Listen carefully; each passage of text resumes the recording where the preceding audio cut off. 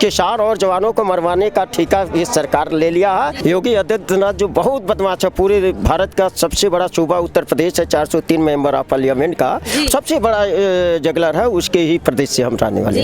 जो अडानी अंबानी टाटा बिरला कि रखेल सरकार जो है यही परजीवी है। ये बदमाश लोग हिंदू और हिंदुस्तान, हिंदू और मुस्लिम, हिंदू और सिख, ये मजहब के नाम पर लड़ाएंगे। मोदी के जो कथित अब्बा है, जो जिनके रिमोट से मोहन भागवत चलते हैं, और मोहन भागवत सोनिया के रिमोट से चलते हैं, मैं पहले कई बार बता चुका हूँ। कांग्रेस आरएसएस की अम्मा है, आरएसएस की नायिका सोनिया गांधी है। अंग्रेज तो चले गए, आने वाले वक्त में इन लोगों को भारत छोड़ना होगा।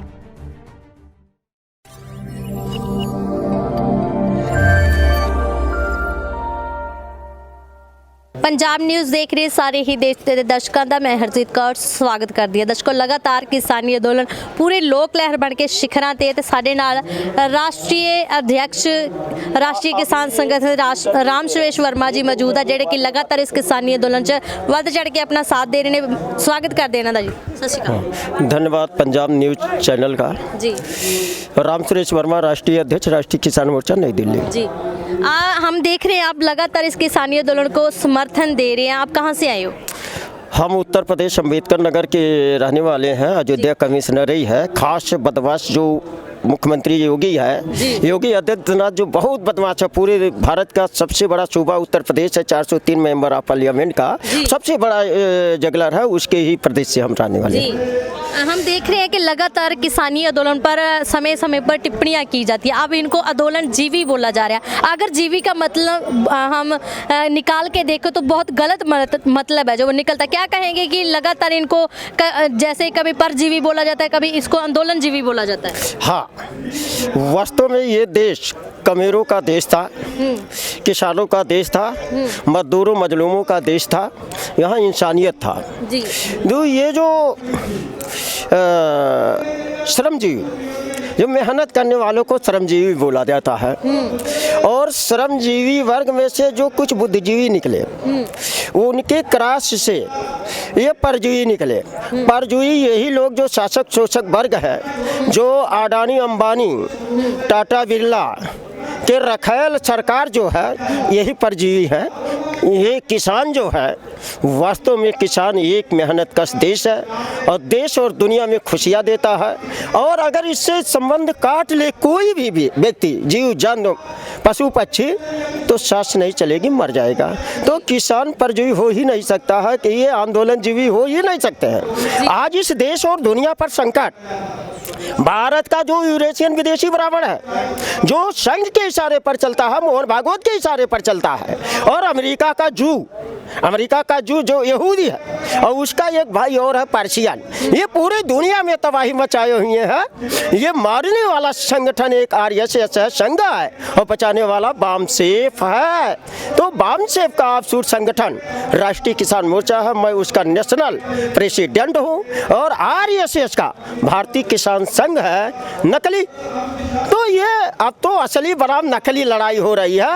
ये शासक शोषक जालिम वर्ग के लोग, यूपीए, एनडीए, कांग्रेस, भाजपा, इनके पार्ट पार्षलों को किसानों ने यहाँ फटकने नहीं दिया। तो ये जो आंदोलन जीवित यहाँ आने ही नहीं पा रहे हैं। यहाँ एक्चुअल किसान मजदूर मजलूम आ रहे हैं, अपने आने वाले जनरेशन की लड़ाई लड़ रहे हैं, अपनी फसलें बचाने की लड़ाई लड़ रहे हैं, भूमि और धरती माता को बचाने के लिए लड़ाई लड़ रहे हैं। India that is Bharat, doctor Baba Saheb Ambedkar ने कहा था, ये हिंदुस्तान नहीं। ये बदमाश लोग हिंदू और हिंदुस्तान, हिंदू और मुस्लिम, हिंदू और सिख, ये मजहब के नाम पर लड़ाएंगे, जाति जाति के नाम पर लड़ाएंगे। भारत की दलितता, भुखमरी, कुपोषण, अत्याचार, भ्रष्टाचार, बलात्कार, जो आतंकवाद, माओवाद, नक्सलवाद, उग्रवाद के जनक 74 साल के कथित आजाद भारत में कांग्रेस और आरएसएस है। कांग्रेस उन्हीं की पार्टी, भाजपा उन्हीं की पार्टी, कम्युनिस्ट उन्हीं की, ममता जयललिता सभी उन्हीं की थी। तो ये जो है असली आंदोलन, इसमें ये जो परजीवी नेता है, जो खून चुसवा नेता है, यूपीए, एनडीए, कांग्रेस, भाजपा, ये फंस चुके हैं। कथित किसान नेता भी जो भाजपा ने पैदा किया, कांग्रेस ने पैदा किया, यूपीए एनडीए के पार्षदों ने पैदा किया, वो भी फंस गए हैं। तो मैं साफ बता देना चाहता हूँ, किसान परजीवी नहीं होता है। एक किसानों का आंदोलन, ये हकूक की लड़ाई लड़ रहे हैं, और परजीवी शासक जालिम वर्ग है। मोहन भागवत है, सोनिया गांधी है, मोनिका गांधी है, वरुण गांधी है, राजनाथ सिंह है, अमित शाह है। यही कोरोना है, असली कोरोना भी यही है जी।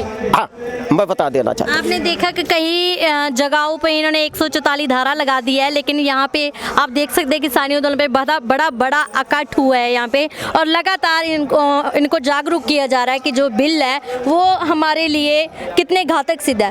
आपको क्या लगता है कि एमएसपी की जो बात की जा रही है, संसद में भी ये बात हुई है कि एमएसपी की पहले भी आपको पूर्ण तौर पे दी जाती थी, आगे भी दी जाएगी और रहेगी भी, क्या कहोगे इसके बारे में? अरे 3 काला कानून बनाया गया है। काला कानून जो एक चेंजिंग है, सबसे खतरनाक जो आवश्यक वस्तु अधिनियम 1955, सबसे खतरनाक आवश्यक वस्तु अधिनियम 1955 में संशोधन किया गया। तो वो जब आवश्यक वस्तु से अनाज में मक्का है, ज्वार है, बाजरा है, ग्वार है, और धान और गेहूँ, तिलहन दलहन और आलू प्याज बाहर कर दिया गया है, तो कहा एमएसपी रह गई, गारंटी खत्म कर दी है। ये काला कानून वापस ले ले, और ये जो न्यूनतम समर्थन मूल्य 1967 गारंटी दिया गया था किसानों के जो फसल पैदा होंगे खरीदारी का, उसका तो अमल ही नहीं हुआ अभी तक। यानी अगर अमल हुआ होता और ये कानून बनाया गया होता कि जो सरकार गारंटी देती है, उस गारंटी से देश में अगर कोई प्राइवेट सेक्टर का जो कोई खरीदेगा, जो ये अडानी अंबानी के रिश्तेदार हैं या जो भी संबंध रखते हैं प्राइवेट वाले, ये अगर उससे कम खरीदेंगे 3/7 के तहत जेल जाएंगे। और जेल जाने के लिए ये संसद में अध्यादेश पारित होता है, राज्यसभा में ये कानून पास होता, तब इसका अमल ना करने वाले पास होना चाहिए था और होना चाहिए। और जब पास हो जाएगा ये कानून, तब जो अमल नहीं कराएंगे उसका भी अमल कराने का जो कानून पास होना चाहिए। यानी देशद्रोह जो अमल नहीं कराएंगे अधिकारी, कर्मचारी, नौकरशाही, ब्यूरोक्रेसी के लोग, ये देशद्रोही होंगे। जो किसानों का पैदा है वो उनको लागत और प्लस उनके बच्चों के शिक्षा के लिए all India all children free and compulsory education for 6 years and 14 years राजपत्र जारी हुआ 27 अगस्त 2009 को। All children free and compulsory education, यानी भारत के संपूर्ण बच्चों को मुफ्त पढ़ाई होनी चाहिए। कहाँ हो रहा है? प्राइमरी में, जहाँ शिक्षा नाम की कोई चीज नहीं है। ये चार काले कानून जो बनाए गए हैं किसानों के विरोध में है, ये मजदूरों के विरोध में 29 लेबर एक्ट और शिक्षा नीति। पुनः जिस तरह से हम लोग पढ़ने लिखने का अधिकार 1813 तक नहीं पाए, 1813 में अंग्रेजों ने कानून बनाया पढ़ने लिखने का, शिक्षा का अधिकार 10 साल के बाद अमल हुआ 1823 में। और यही जो जिससे हम लोग तरक्की की है, वही छीनने के लिए शिक्षा नाशी कानून भी बनाए। तो ये किसानों का आंदोलन बहुत जायज चल रहा, बहुत सही है, और ये चलता रहेगा। दुनिया का सबसे बड़ा आंदोलन होगा, और इसको मोदी नहीं, मोदी के जो कथित अब्बा है, जो जिनके रिमोट से मोहन भागवत चलते हैं, और मोहन भागवत सोनिया के रिमोट से चलते हैं। मैं पहले कई बार बता चुका हूँ, ये बड़े मंच पर 5 बार बताया हूँ, ये छोटे मंच पर उधर है 5 बार बताया हूँ, 6 बार। तो आज भी कह रहा हूँ, कांग्रेस आरएसएस की अम्मा है, कांग्रेस आरएसएस की अम्मा है, आरएसएस की नायिका सोनिया गांधी है। अंग्रेज तो चले गए, ना जाए नेहरू को ये देश सौंप कर गए, सत्ता अंग्रेज गए, अंग्रेजों से ज्यादा खतरनाक है ये व्यवस्था। क्या कहोगे आप? पुलवामा हमले में जो नौजवान शहीद हुए थे, कल भी उनको कैंडल मार्च करके याद किया गया। ये प्रधानमंत्री का और रक्षा मंत्री का षड्यंत्र था, ये सुरक्षा नहीं दी है। ये हेलीकॉप्टर से अगर किए होते और हादसा नहीं होता। ये जो भी हुआ है देश में इन लोगों के, देखो भाई मैं साफ बता देना चाहता हूँ, रोटी कपड़ा मकान शिक्षा चिकित्सा, रोटी कपड़ा मकान शिक्षा चिकित्सा, 5 मौलिक भूत सुविधाएं इंसान को दे दिया जाए तो कोई राफेल घोटाला नहीं होगा, बॉर्डर पर सिक्योरिटी लगाने की जरूरत नहीं होगा और भारत में जेल में कोई कैदी मिलेगा नहीं। रोटी कपड़ा शिक्षा, रोटी कपड़ा मकान शिक्षा चिकित्सा मौलिक अधिकार डॉक्टर बाबा साहब अम्बेडकर ने सारे देश के लिए दिया है। संसद में जो शहीदों को याद किया गया, लेकिन किसान जो यहाँ किसानी आंदोलन कर रहे थे वो शहीद हो चुके हैं, 200 से ऊपर गिनती हो चुकी है। लेकिन अभी कृषि मंत्री जी कहते हैं कि वो अपनी आई मौत मरे हैं, घर बैठे भी मर सकते थे, यहाँ पे आके। ये बदमाश लोग हैं, ये महाबदमाश लोग हैं, ये कार्यपालिका न्यायपालिका ब्यूरोक्रेसी, कार्यपालिका न्यायपालिका विधायिका और गोदी मीडिया।